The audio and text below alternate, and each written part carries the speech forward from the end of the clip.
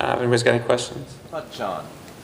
Yeah, Billy, I was curious, now that the band's kind of found its footing more, you find yourself more confident, more inspired when writing new music now as compared to a few years ago?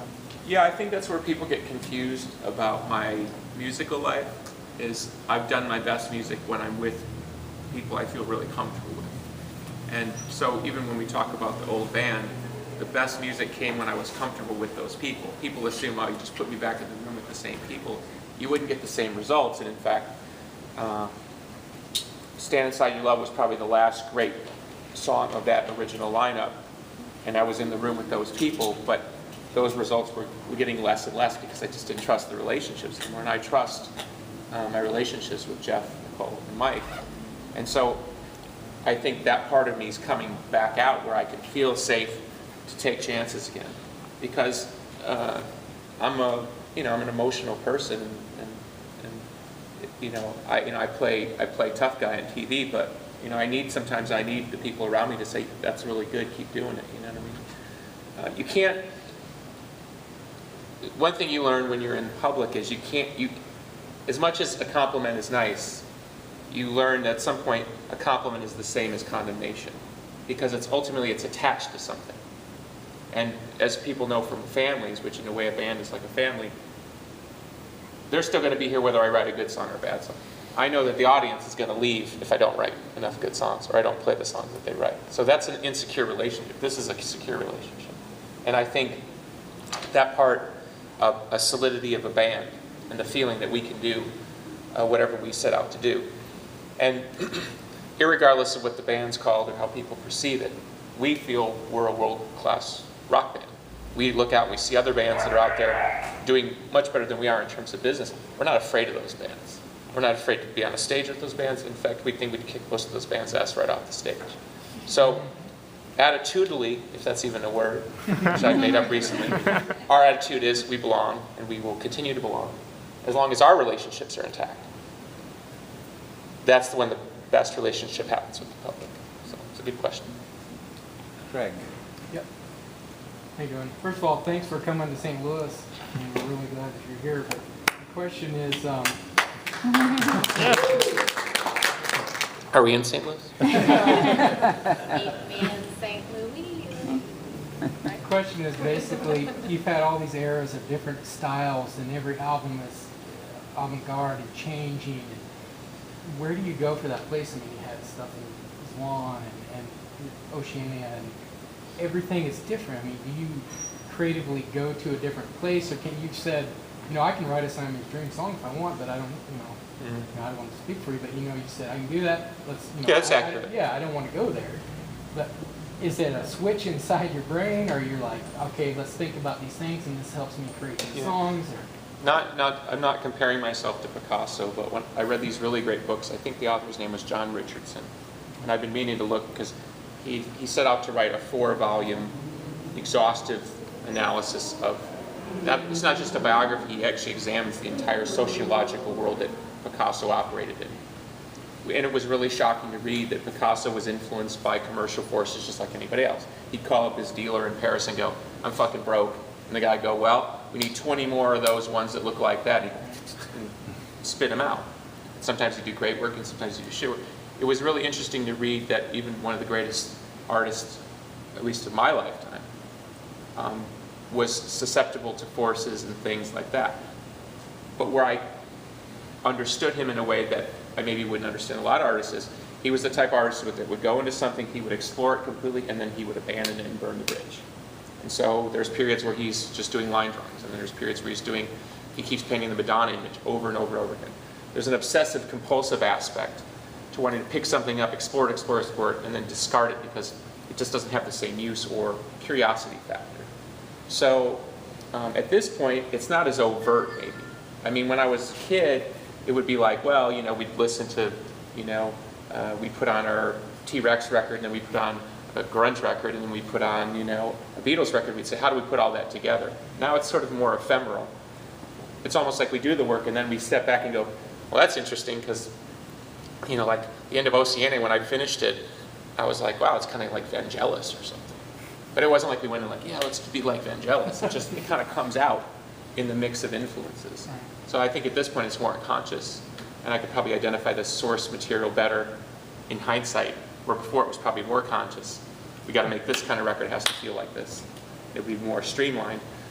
And what I did like about that is and you see that with some of the extra tracks on the reissues, I would get so narrow focused I would like ignore things that maybe were creatively interesting or songs that were good, but they didn't fit in that narrow band that I had, and be like, that's too wimpy, that's too heavy, that's too. Oh, thank you. Anybody else?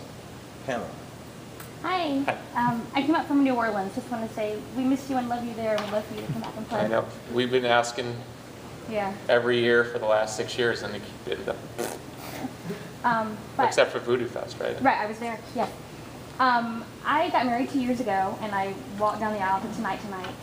And recently, my father passed away, and 33 really got me through that. I listened to it on repeat. So I'm just wondering how it feels to have written a body of work that affects so many people, you know, of our generation.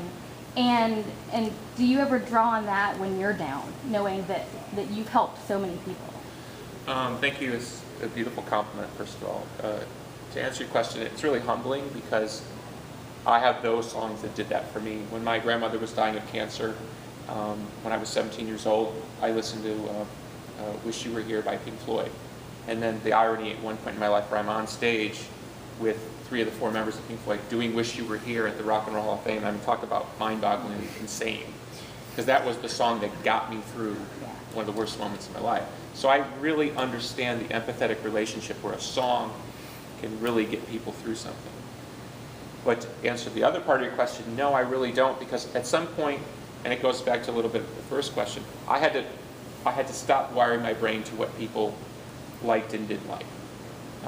Because and this is a little bit of a spiritual construct, but, you know, and it's Buddhistically related, you know, if you're attached to the positive, you're ultimately attached to the negative.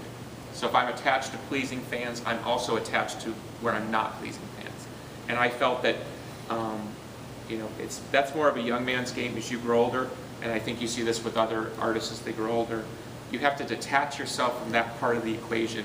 We're conscious of, trust me, after Oceania came out, it sat in the can for what? How many months?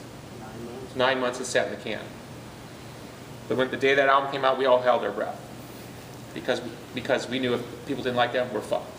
You know, there's no getting around that part. It's not like we're like, hey, it doesn't matter, because I don't play that game in public anymore. It does matter, because it affects whether or not we can do this and be here with you, right? But that being said, we didn't make the album sitting there every day like, well, are they going to like it? Are they going to like it? You just can't go there. Because, and particularly, you've got a whole generation of bands now that's what they do. That's all they do. They sit there and go, are they going to like it? Are they going to like it? Are they going to like it? And you see where that's gotten music in the aggregate. It's a disenfranchised public who feels like, music, it's all right, you know? Yeah. And there's less and less and less of that. Right. Which And is, I think the irony of that is these new bands who are coming along, I don't think they're affecting, you know, the younger kids the way your music and some others have affected us. I don't see people, you know, walking down the aisle to their music or really listening I think to that's a tough question, and maybe Mike can speak to this because he's well, but I'm saying he's in that generation now. Right. We give him shit sometimes about what we listen to, but he defends the music that he likes because it's his generation's music. Yeah. And I don't want to, when I say certain things in terms of, like when I said stuff at South by Southwest, people gave me shit. It's not that I want to distance Mike from his experience or say that his experience is shit and the songs that touch him. What I'm saying is, what I see that's, I think, more of an interesting discussion and less political is you see a more facile music connecting with a more facile generation because they're not necessarily being encouraged, nor is there a culture that wants to go to that deeper place.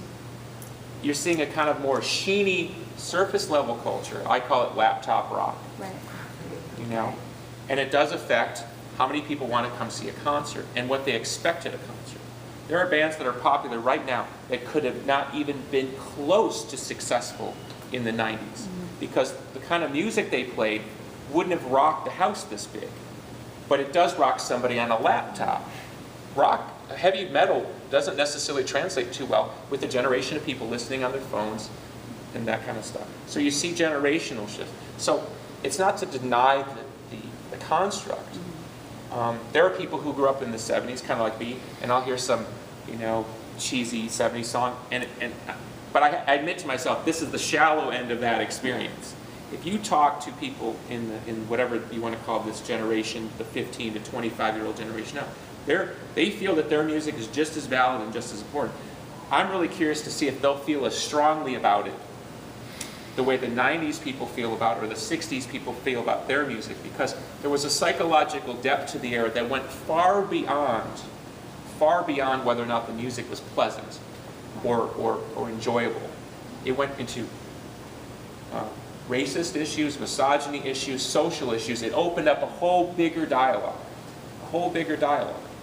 including people attacking Courtney Love because she wasn't cute enough to be with the quarterback who was Kurt Cobain. Right. All those issues get opened up when you go into the deeper part of culture. What we see now is a celebration of a very self-reflective culture. So in a way, if you would judge many of those bands, which I do, as being kind of surfacey, well, in a way, they are actually reflective of that culture.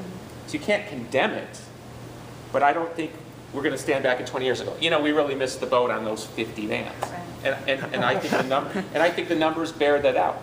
Those bands are not being successful at the meta level. They're not breaking through to the mainstream. And I feel very bad for the bands that do have that skill set. Like Arcade Fire is one of those bands that point out they should be a huge band. They have what it takes. Guy writes great songs, great vibe to the band, great live shows.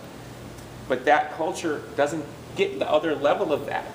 And so the band goes, well, I can't say for them. I don't want to speak for them. So, but I know what it's like to stand there and decide, well, do we burn the indie bridge and do we go forward and go for that? And it used to be this bit of crazy brass ring called MTV and all that. If you're 22 and you're not in the Smashing Pumpkins, what is your brass ring? Facebook friends, more Twitter followers, good reviews, no sales. So I think it's very interesting, and I think it's something that's going to continue to play out. We see a lot of people in their teens and 20s now coming that want the depth, and what are they saying to us? This is so different. We're just like, this is the same old shit. But it's different to them because they've grown up on that generation of pop, pop, pop, pop, pop, pop, to the point where it's like, Right. so, one more question. Let's go with Justin. Okay, totally different kind of question. I'm curious now where the whole Tear Garden project is. Like, there were the EPs and now there was this album within it. I'm curious what you guys see as the next step in that project. Well, Oceania has been so well received. I think the most obvious thing is just to do another album. And we're talking about that now. There might be a situation here and there where we release a song, but I think the idea of putting the music out there the way we were initially, I think that's not going to happen because the majority of our fan base, at least the one that was there a year to 2 years ago, was particularly 30 plus, sentimentally attached to a certain type of Smashing Pumpkins, which in off cases denies the whole other parts of Smashing Pumpkins. And any song that didn't reflect that value was dismissed. And we got sick of hearing that because it couldn't build off anything. If you, we released 10 songs, right? All 10 songs, generally speaking, were completely rejected. There was nothing we could even get excited about. We put out a song, boom, we put out a song, boom, we put out a song, boom. So we just said, okay, that's it. That's enough of that. So our general internal position, and they can tell you whether they agree or disagree, is strength only. It's the end of the B-sides. It's the end of the cool little funny song that I wrote, like a song like Soothe, where I got up, recorded the song, put it on my 8-track, and then a year later it was on Pisces is Scary. I hate that, but we don't want the downside of somebody trying to tell me that at 45 I don't know how to write a good song anymore when I wrote all those songs. It's mystifying to me. Mystifying to me. And I see a lot of people with agendas. It's not a pure evaluation like, is that a good song, is it a bad song? It's like, well, it's not this, it's not that. You got to the point where we just didn't want to hear it anymore. So Oceania was our way of saying, okay, we will show strength. It's worked. It's taken us the next step forward. It's excited us. Now we can go the next step forward. Hopefully then, maybe after the next album, then that thing would open up again where the B-sides and all those things would be welcome and people would want those things. Right now? No. So God bless. Thank you.